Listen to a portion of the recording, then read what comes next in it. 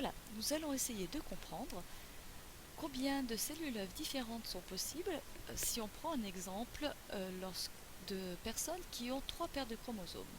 Donc par exemple madame de chromosome X, les chromosomes responsables de la couleur des yeux, le gène est situé à cet endroit-là, 2 allèles possibles ici, l'allèle M pour les yeux marrons et l'allèle B, madame a les yeux marrons, donc l'allèle M est dominant.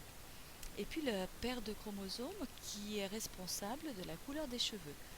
Le gène de la couleur des cheveux est à cet endroit-là, 2 allèles, l'allèle grand N et l'allèle petit r. N pour noir et R pour roux. Madame a les yeux noirs, donc l'allèle N est dominant. Lors de la formation des cellules reproductrices dans les ovaires, par exemple, chez madame, la cellule initiale a 3 paires de chromosomes, mais les chromosomes de chaque paire se répartissent au hasard. Donc dans cette cellule reproductrice, dans cet ovule, ça peut être ce chromosome qui est présent avec celui-ci pour la deuxième paire et pour la troisième paire avec celui-ci.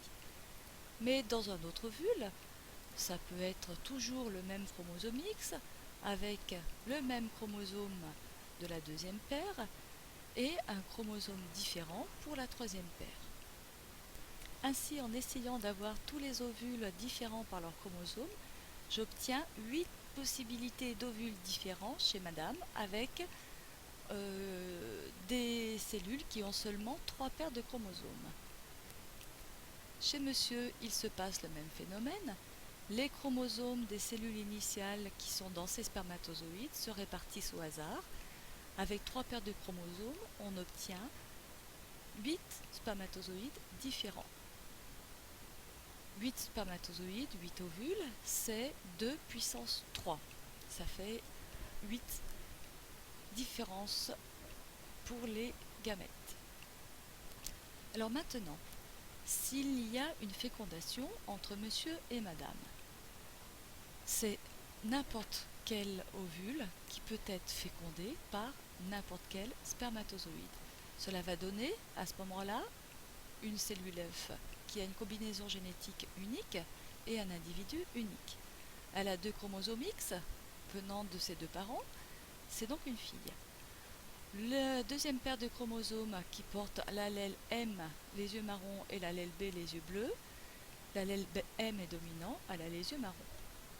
Et puis la troisième paire de chromosomes qui détermine la couleur des cheveux porte chacun les allèles R qui sont les allèles du roux, qui sont des allèles récessifs, donc la fille a les cheveux roux.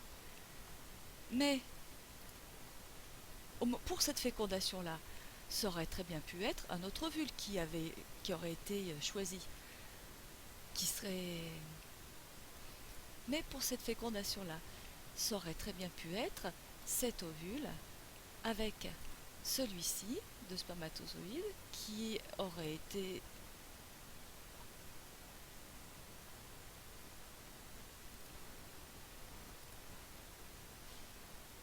mais pour cette fécondation, ça aurait très bien pu être un ovule qui avait d'autres chromosomes qui aurait été mis par l'ovaire avec ce spermatozoïde-là qui l'aurait fécondé.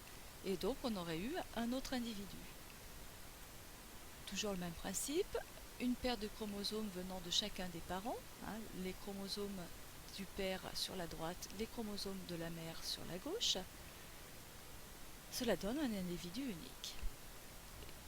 Toujours le même principe, pour cette même fécondation, ce même moment, cet ovule aurait très bien pu sortir de l'ovule et être fécondé par ce spermatozoïde-là. Et ça aurait donné cet individu, cette fille, les chromosomes du père, les chromosomes de la mère. Si on résume donc avec 8 possibilités de gamètes différents, donc 8 possibilités de spermatozoïdes et 8 possibilités de spermatozoïdes et 8 possibilités d'ovules, 8 x 8 cela fait 75. 8 x 8 cela fait 64 individus différents possibles lors d'une seule fécondation.